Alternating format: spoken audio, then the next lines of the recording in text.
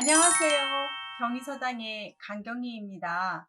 한자가 음도, 뜻도 여러 개인 동자다음어를 좀 배우셨습니다. 오늘은 6번째 시간인데 마지막 시간입니다.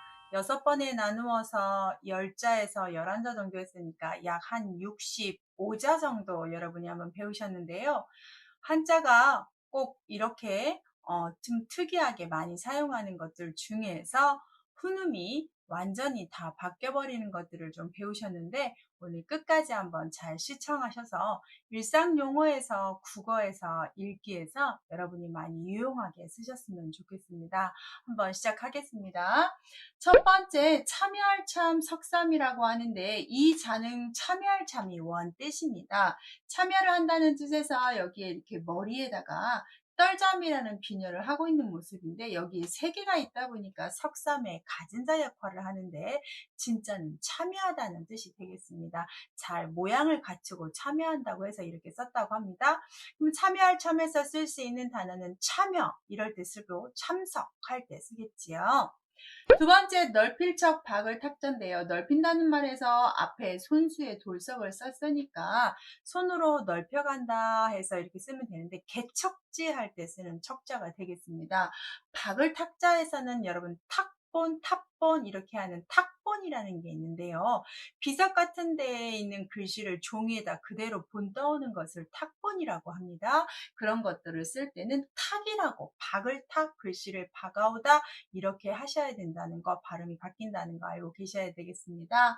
세 번째, 밀추, 밀퇴 발음이 추발음, 퇴발음이 있는데요. 밀추할 때는 추천하다, 이렇게 뭐 강력하게 추천하다 해서 요즘 비속어처럼 강추 이렇게 쓰는 추천의 추자가 되는데요. 밀퇴자 같은 경우는 우리가 글씨를 다 썼는데 거기에서 글씨를 조금 첨삭지도 하는 것을 퇴고 작업이라고 하잖아요. 그 퇴고 할 때 한자를 저렇게 쓰는데 퇴 발음을 하는데요. 이 자 퇴고의 유래가 있죠. 한 번은 가도라는 사람이 시를 지었는데요. 19절 하나 중에 중이 승고 오라문이라는 구절이 있었습니다. 승이 달아내서 문을 두드린다라고 할까 밀어버린다라고 할까 고민하고 있는 찰나에 한유의 행차를 모르고 길을 방해했다고 합니다. 그래서 시끄러운 소동이 일어났는데 한유가 왜 그러냐고 물어봤더니 이러이러해서 그랬다고 해서 가도가 제안을 합니다. 제 19절 때문에 그렇다고 하니까 뭐 19절 하나만 어떻게 하면 좋겠습니까? 라고 해서 고자로 할까요? 퇴자로 할까요? 라고 했더니 한유가 그대로 두어라 라고 해서 퇴고라는 말은 글씨를 고치는 작업이라는 유래가 됐다고 하네요. 그래서 그때는 퇴자로 읽으셔야 됩니다. 그래서 밀추, 밀퇴 이렇게 발음이 두 개 있다는 거 보셨고요. 네 번째 법치칙 고증인데 법이라는 것은 그 자리에서 확인을 해야 된다 해서 고증이 되는데요. 보통 법치칙으로 쓰고 고측자는 문장에서 씁니다. 문장에서 쓴 다음에 이 즉자가 들어가면 해석이 보통 뭐뭐 하면 이렇게 해석을 하거든요. 가정법 이게 뭔가를 앞뒤로 바꿀 때 뭐뭐 하면 이렇게 쓰는데요. 법칙칙으로 쓸 때는 정말 규칙, 법칙 할 때 칙자로 읽으시면 되겠습니다. 다섯 번째, 잠길 침자가 맞습니다. 물에 잠겼다는 뜻인데 성시 심자를 써서 우리가 심청전이라든지 신봉사라든지 이럴 때 쓰는 심자가 되겠습니다. 그래서 앞에 물로 잠길침을 정확히 주는데 사람 이름에서 심으로 완전히 바꾸고 있으니까 유념해서 보십시오.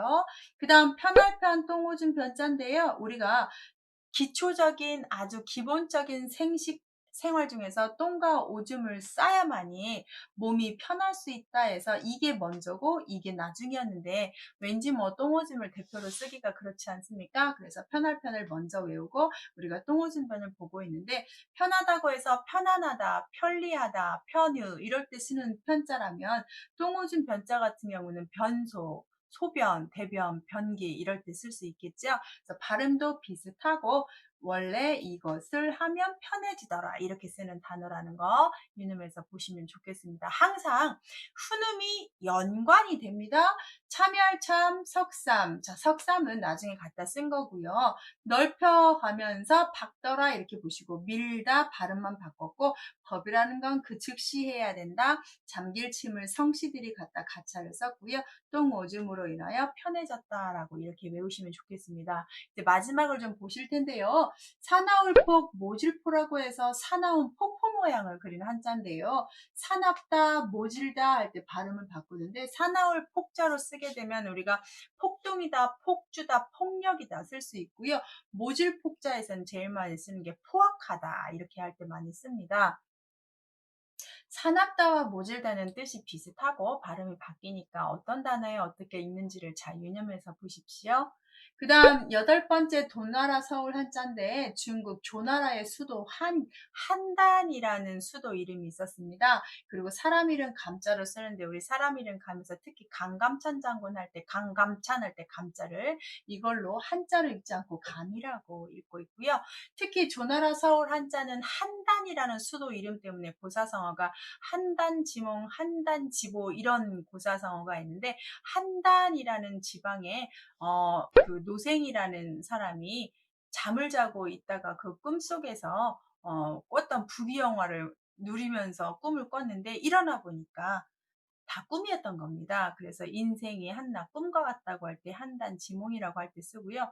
한단지보라고는 말은 한단의 걸음이 정말 멋있는 걸음이어서 어떤 청년이 그걸 배우러 갑니다. 배우러 갔는데 그걸 배워와서 나라에 와서 그 걸음을 알려주려고 했는데 원래 자기 걸음하고 한단에서 배웠던 걸음하고 섞여가지고 어정쩡한 바보 같은 걸음을 걸었다고 합니다. 그래서 본론을 본 것, 자기 것을 잃어버려서 아무것도 없는 상태를 한단지보, 무조건 남 걸 따라할 때를 한단지보라고 하거든요. 그래서 조나라 서울 한자가 그렇게 많이 고사성어에 쓰고 있으니까 감자로 읽기 참 좋습니다. 왜냐하면 여기에 달감자가 들어가니까 조심하셔야 될 겁니다. 9번째 하팔합자로 다 아시는데 우리의 무게단위 혹자로 쓰죠. 1홉이라고 할 때 혹자인데 1홉은 어떻게 되냐? 한 되의 10분의 1입니다. 특히 우리 종이컵으로 한 컵 정도 생각하시면 좋겠는데요. 그래서 이 혹자는 무게단 있을 때 합이라고 읽지 않고 1혹 이렇게 읽는구나 상식으로 알아두셨으면 좋겠고요. 단일 행자는 항렬항으로 많이 아시지요? 다니다라고 뭐 행동하다, 뭐 거닐다 이럴 때 많이 쓰는데 항렬이라는 것 자체가 가문끼리 같은 시족끼리의 순서를 정하는 걸 항렬이라고 하는데 항렬이라고도 하고 행렬이라고도 읽습니다. 항렬은 방금 제가 말한 것처럼 집안 대대로의 순번을 정한다면 행렬이라고 표현하는 건 숫자에서 수를 늘어놓는 걸 또 행렬이라고도 하죠. 그래서 얘는 발음이 항과 행자가 있구나 이렇게 좀 알아두십시오.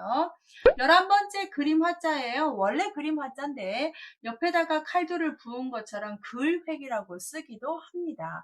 그래서 나중에 혼란스러워서 그을획을 쓸 때는 정확히 칼도가 들어가는 걸로만 하자라고 했는데 여전히 이게 그림 화자가 원자기 때문에 여전히 우리 그 글씨에서 남아있기 때문에 그러면 우리가 그림 화자가 그을획도 되는구나를 알고 계시는 겁니다. 그림화가 되기 때문에 화가라든지 화방이라든지 화실이라든지 그림하고 관계된 한자는 다 이걸 쓰는데요. 글 획자로 할 때도 화자로 썼지만 획자로 해서 우리가 획기적이다, 계획하다 이렇게 칼도방이 붙는 한자하고 똑같이 쓰고 있는데요. 요즘은 그림 화자는 그림 화대로 쓰고요. 글 획은 글 획대로 쓰고 있으니까 그렇게 많이 혼란스럽지는 않을 것 같습니다. 마지막 미끄러울 활, 익살스러울 골자인데 뼈골자가 발음이 그대로 골자로 하면 참 쉬운데 활 발음이 있어서요. 특히 요즘 비행기를 많이 타서 활주로라고 할 때 이걸 쓰게 됩니다. 그래서 골주로라고 읽기 참 무식한 발음이 될 수 있는데 조심하시고요. 이런 뼈골의 발음에다가 미끄러울 활, 익살스러울 골자는 우리가 골개문화, 골개라는 말이 있는데 풍자하는 걸 익살스럽게 사람을 비꼬면서 기분 나쁘지 않게 때로는 기분 나쁘게 풍자할 때를 골개라고 표현을 하는 말이 있습니다. 그럴 때 익살스러울 골로 읽으셔야 된다는 거 꼭 알고 있으면 좋겠습니다. 사나울폭, 모질포, 조나라 서울한 사람 이름감, 하파라 폭폭, 단일행 항려랑, 그림화, 글획, 미끄러울 활, 익살스러울 골까지 배우셨습니다. 한자가 하나인데 훈과 음이 여러 개인 한자를 6번에 나눠서 보셨고요. 네, 쓰셨습니다. 맨 마지막에 오늘 거 배운 것까지 정리해 놓을 테니까 한번 유념히 잘 보시고요. 여러분에게 큰 지식을 줬으면 좋겠습니다. 유익하시다면 구독 버튼 누르시면 이런 영상 받아보실 수 있습니다. 시청해 주셔서 감사합니다.